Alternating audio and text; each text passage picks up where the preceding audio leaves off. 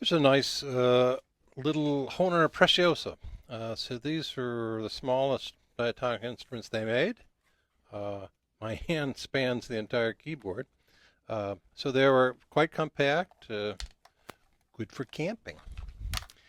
But they're a professional instrument. In fact, they have serial numbers, whereas the standard Poker Works and Ericas and Double Rays do not.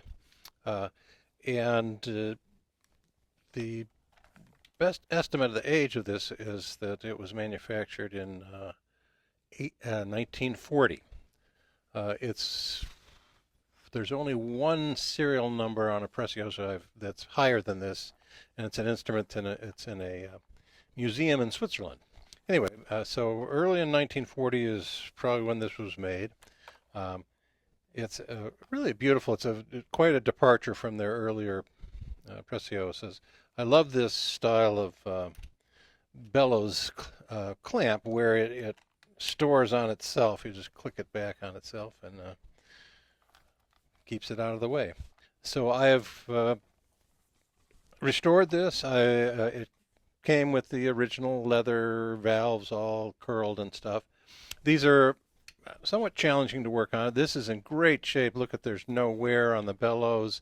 So it hasn't been played very much, but so I take all the reeds off and of course clean them and then put modern plastic valves on. Uh, on the treble side, it has this unique arrangement. I have some photos that I'll include where uh, there's one, I'll call it a cantilevered flying reed block that is removable, and then the other two sets of reeds are waxed right onto the sound block, sound board. Uh, so that makes it a little bit more challenging to tune in that you really don't have access to the reeds down underneath. So I mark, the deviation from what I want on tape, and then when it's taken apart, I close off the holes for the reeds on the reed plate that's off, block them, and then I can tune those bottom reeds. I got a couple of pictures that might help explain that. So I've tuned this. The whole instrument was at A435. I've now brought it up to A440, and I use Viennese style tuning with one set of reeds below pitch, one set above, so that the average your ear hears is right on pitch.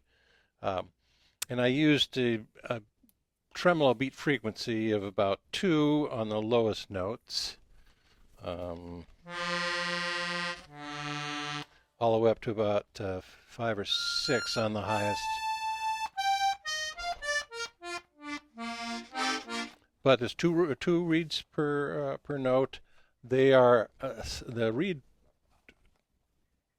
for compactness. The reed plates on the treble side are 15 millimeter width. They're narrower than standard 16, and they're placed right next to each other. So you have to when waxing them in place, you have to wax one in, and then the the edge is going to touch the next reed plate. You put wax on that and quickly put the next one on. So you have to do it in sequence, but that works just fine, and so um, has good.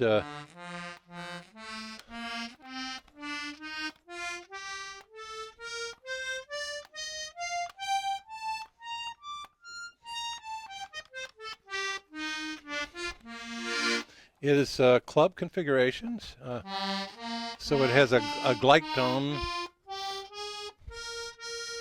right there, same note pushing and pulling.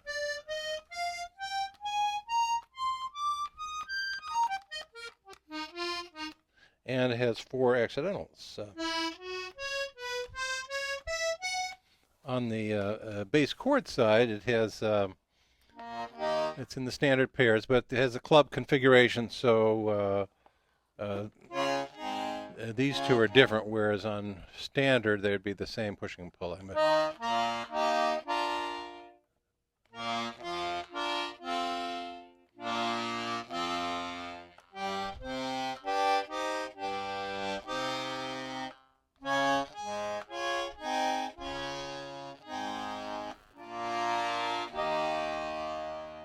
Lovely sounding. There are actually four reeds, uh, more than poker would have three reeds on the bass notes, and this has four.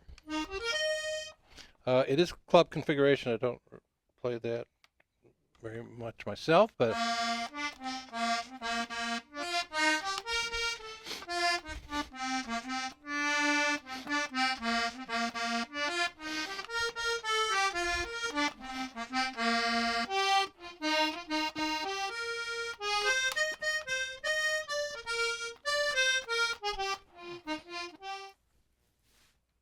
I've also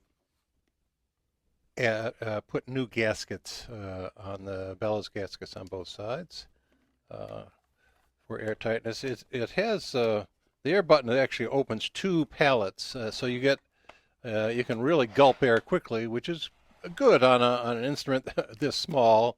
The volume is smaller than most, so you do consume air more quickly. But this allows you to take very quick big gulps to keep the bellows somewhat centered when you're playing. Circa 1940, it has this cool. It's the nicest case I've ever seen. It's like pigskin or something. So it's much nicer than the standard, fiberboard that Hohner used back in that era. So this is in B flat, E flat, and heading off to its new owner. Shout out to John Peluso. He provides this nice P84 condenser mic. Highly recommended. His mics are fantastic.